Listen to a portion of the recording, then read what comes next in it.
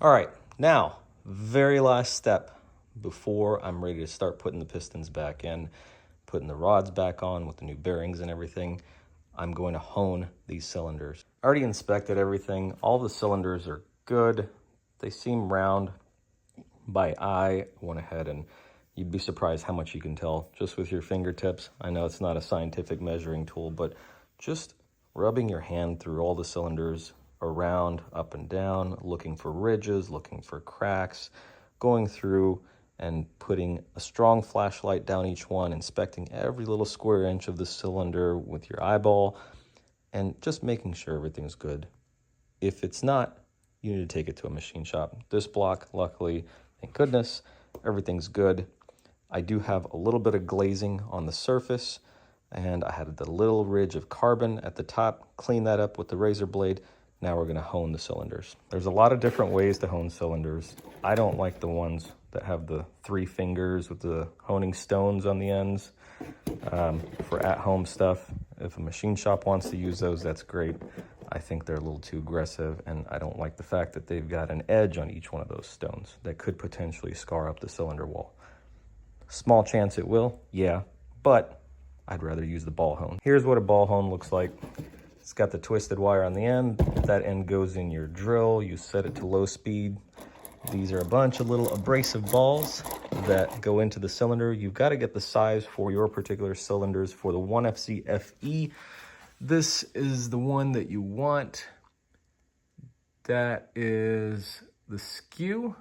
I'll put the link down in the description. It's barely over 100 millimeters, and it's just perfect to fit these and be snug enough to where you can get a clean hone. One decision you got to make. Do you want to remove the crankshaft to hone the cylinders? Ideally, you should. And if I already had the crankshaft off, I would have done it that way. But I'm lazy, and I don't want to take the crankshaft off. This thing's on the engine stand. I'm going to rotate it to where it's almost completely upside down. I'm going to have the cylinders facing kind of like this way, and I'm going to go up from the bottom and hone them that direction. Now keep in mind, after you hone cylinders, there's all kinds of debris in there. Just wiping them down and using a little blast of carb cleaner, brake cleaner is not going to be enough. You have to thoroughly clean the cylinders before you move on. Soap, water, multiple passes. Soap and water, soap and water, soap and water. That's the only way you're gonna get them clean enough. There we go, it's upside down. Gravity's gonna help us keep things clean here. Now, let's get the hone set up. Our drill set up with the hone on there. Make sure you spin it and it's not wobbling around, so you're sure that it's in here flat and straight.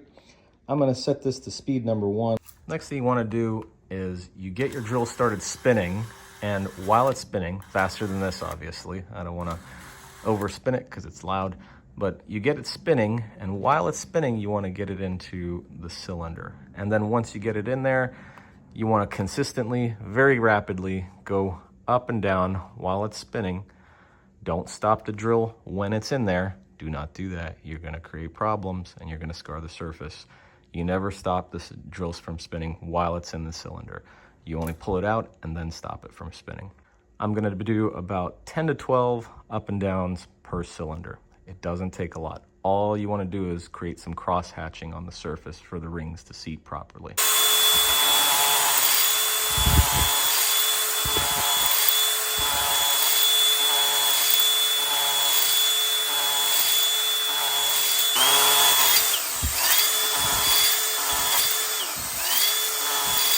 Do is grab that pan right there, that drip pan, get all the junk off of it, put it underneath this engine stand.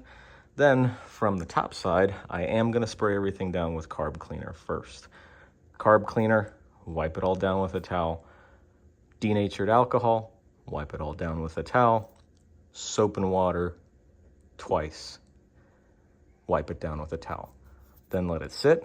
Wipe it down with a towel. If you're still getting any sort of gray residue, dirty residue, anything other than a perfectly clean white towel, then you want to continue cleaning. 4 rounds of cleaning done on these cylinders. Let's check them. I grab myself a brand new white cloth, and what you want to do is just rub the inside of each cylinder. Make sure you don't come out with any black or gray residue. And if it's clean, and you're good to go. If you see even a hint of black, gray, or anything dirty looking, you need to go back and clean them again. All right. That looks good.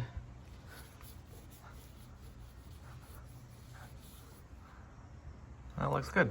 All right, nothing. Again, reiterate, this is not going to be as perfect as taking this thing to a machine shop, but this cylinder and the bores are in fairly good condition, so we're gonna go with this method for this rebuild. I just realized one thing I forgot to tell you, part of the process in the honing. You need to use a cutting lubricant. All I did is take some transmission fluid, put it on a towel, and rubbed it all inside there on each cylinder right before I started honing. You can use anything, really. I mean, you can use a specialized cutting fluid, lubricant. You can use some WD-40, whatever you got handy. You just don't want to do it dry. If you do it dry, you're going to get too deep of a cut, and it's going to be a little bit rougher of a cut, and that could lead to issues later on down the road. Don't do that. Just don't. Use lubricant. Make sure you got a good clean hone. I got one more step before I start putting the rods and the rod bearings on. Let me show you. Turn this crank so I can show you what I'm talking about. All right, you see right there, that guy? Right there, let me get closer. That, right there, it's a little nozzle that sticks out, points upwards into the bottom of where the piston would be. And it's got a little bolt there that holds it onto the block. That's called an oil squirter. Not every engine has them. These 1FZs do. They're awesome. They keep the bottom of the moving assembly, the piston and everything, they keep it lubricated and cooled just a little bit more than if they weren't there. It's always a good idea to take those out, clean them, and put them back.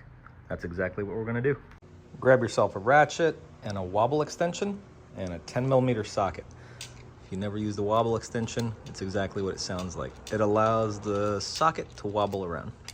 That way you can get it nice and flat up against whatever you're trying to get to, and you don't end up at a weird angle. I want to make sure all of these go back into the same exact spots on each of the 6 cylinders, so I'm just going to do one at a time. We'll start with cylinder number 1 right there. I'm going to pull that guy out. Once it is out, that's what it looks like underneath there. Take a little peek inside the hole.